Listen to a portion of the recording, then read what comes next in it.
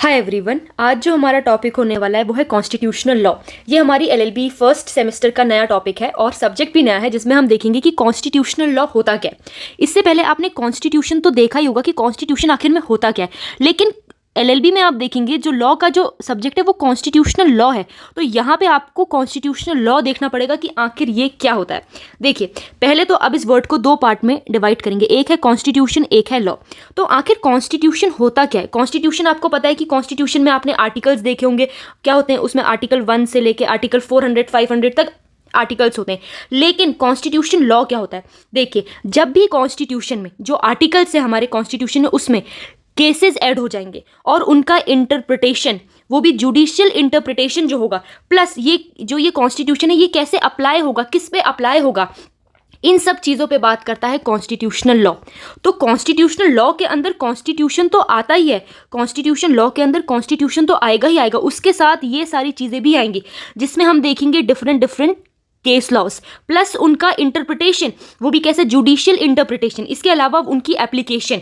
तो ये सारी चीज़ें होती हैं कॉन्स्टिट्यूशन लॉ के अंदर। अभी आपने एक ब्रीफ देखा है, अब हम इसको थोड़ा वर्ड के टर्म में देख लेते हैं कि कॉन्स्टिट्यूशन होता क्या है। इस बार वाली जो वीडियो है मैंने हिंदी में भी लिखा हुआ है, ताकि जो हमारे हिंदी के व्यूअर्स हैं उनके लिए भी ईजी रहे। देखिए, कॉन्स्टिट्यूशन और कॉन्स्टिट्यूशनल लॉ में बेसिक डिफरेंस है। कॉन्स्टिट्यूशन जो होता है ना, देखो, the basic difference between the constitution होता है, एक टर्म होता है constitutional law, must be understood to understand the study of governance. इसका ये मतलब है, अगर आपको गवर्नेंस या लॉ, पब्लिक एडमिनिस्ट्रेशन को अच्छे से समझना है, उसकी स्टडी को अच्छे से समझना है, तो आपको कॉन्स्टिट्यूशन और कॉन्स्टिट्यूशनल लॉ के बीच में डिफरेंस समझना होगा। ज़्यादातर ढंग में ये दोनों चीज़ें एक समान रूप से देखी जाती हैं, लेकिन ये दोनों चीज़ें अलग अलग है। अब आपने देखा ना कि कॉन्स्टिट्यूशन क्या होता है और कॉन्स्टिट्यूशन लॉ क्या होता है। अब देखिए, डेफिनेशन ऑफ कॉन्स्टिट्यूशन, कॉन्स्टिट्यूशन आखिर होता क्या है? कॉन्स्टिट्यूशन एक डॉक्यूमेंट होता है। ये जो हमारा कॉन्स्टिट्यूशन है ये एक प्रकार का डॉक्यूमेंट है। तो यहाँ पे ये लिखा है कॉन्स्टिट्यूशन एक डॉक्यूमेंट है, हिंदी में हम इसे कहेंगे कि एक दस्तावेज है, जिसको supreme law of the nation कहा जाता है। जो भी लॉ बनाए जाएंगे वो कॉन्स्टिट्यूशन को मद्देनजर रखते हुए बनाए जाएंगे। तो ये क्या है? ये supreme law of the nation है।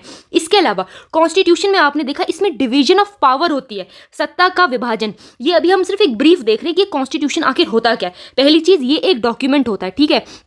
अगर हम इंडियन कॉन्स्टिट्यूशन की बात करें तो वो रिटन कॉन्स्टिट्यूशन है, तो वो लिखित दस्तावेज है, ये एक डॉक्यूमेंट है। दूसरी चीज, ये सुप्रीम लॉ है, जो भी लॉ बनेंगे वो in the accordance with the constitution बनेंगे। कॉन्स्टिट्यूशन में जो बेसिक प्रिंसिपल है या जो बेसिक एलिमेंट है उनका वायलेशन नहीं होगा। तो ये हमारा कॉन्स्टिट्यूशन है, इसमें कुछ लॉज लिखे रहते हैं। इसके अलावा इसमें डिवीजन ऑफ पावर के बारे में भी बताया गया कि सेंटर के पास क्या पावर रहेगी, स्टेट के पास क्या रहेगी, और डिस्ट्रिक्ट या फिर लोकल लेवल में क्या रहेगी।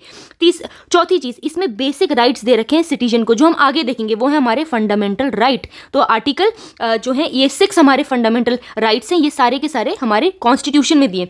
इसके अलावा कॉन्स्टिट्यूशन को लिविंग डॉक्यूमेंट कहा जाता है। इसको लिविंग डॉक्यूमेंट इसलिए कहा जाता है क्योंकि इसमें अमेंडमेंट करना पॉसिबल होता है। लिविंग जो इंसान होता है वो अपने आप को according to the time change करता रहता है, तो इसीलिए इसको लिविंग डॉक्यूमेंट इसलिए कहें क्योंकि ये ऐसा डॉक्यूमेंट है जिसका हम अमेंडमेंट कर सकते हैं, जिसका हम संशोधन कर सकते हैं, जिसमें हम अमेंडमेंट लेके आ सकते हैं, चेंजेस लेके आ सकते हैं, इसीलिए इसको लिविंग डॉक्यूमेंट का नाम दिया है। अब ये हमने देखा, ये अभी हमने देखा कि कॉन्स्टिट्यूशन क्या होता है, डेफिनेशन ऑफ कॉन्स्टिट्यूशन। अब हम देखेंगे कि कॉन्स्टिट्यूशनल लॉ क्या होता है, आखिर ये कॉन्स्टिट्यूशनल लॉ क्या है। देखिए, पहली चीज तो कॉन्स्टिट्यूशन हमने देखा था वो एक डॉक्यूमेंट था, लेकिन कॉन्स्टिट्यूशनल लॉ क्या है? ये एक डॉक्ट्राइन है, ये एक बॉडी है, ठीक है। पहली चीज ये एक बॉडी है, दूसरी चीज ये एक डॉक्ट्राइन है, तीसरी चीज यहाँ पे इंटरप्रिटेशन होता है।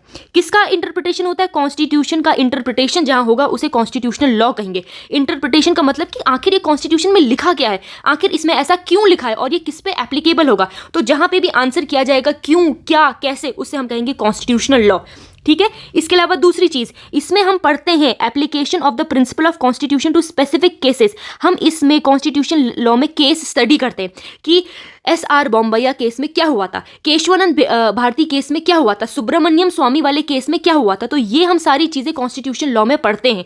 इसके अलावा कॉन्स्टिट्यूशनल लॉ जो है वो एक बहुत वाइटल, बहुत ही ज़्यादा इंपॉर्टेंट काम करता है, जो कि इंटरप्रेट करने के काम आता है प्रोविजंस ऑफ द कॉन्स्टिट्यूशन। जैसे कि अगर आपने आर्टिकल 12 देखा होगा कि स्टेट क्या होता है, उसके रिगार्डिंग बहुत सारे केस लॉज हैं। जैसे BCCI का केस है, तो BCCI के केस से हमने समझा कि स्टेट क्या होता है। तो वही ये जो कॉन्स्टिट्यूशन लॉ है जिसमें हम केस स्टडी करते हैं, केसेस की पढ़ाई करते हैं, उससे हम फिर कॉन्स्टिट्यूशन के प्रोविजन को समझते हैं। तो ये सारी चीज़ें आती हैं कॉन्स्टिट्यूशन लॉ के अंदर।